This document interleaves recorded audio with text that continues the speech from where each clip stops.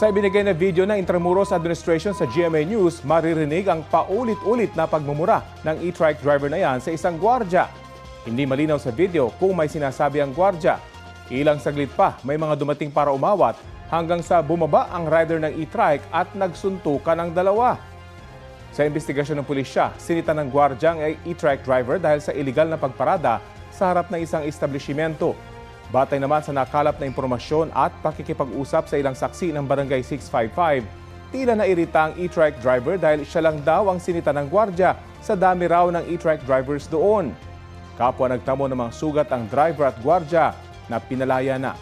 Ayon sa pulisya, magdedemandahan ang magkabilang panig ng physical injury. Patuloy na kinukunan ng pahayag ang mga sangkot sa insidente. Kinundin na naman ng Intramuros Administration ang insidente. Hindi raw nila kinukonsinti ang anumang uri ng karahasan at misconduct sa loob ng walled city.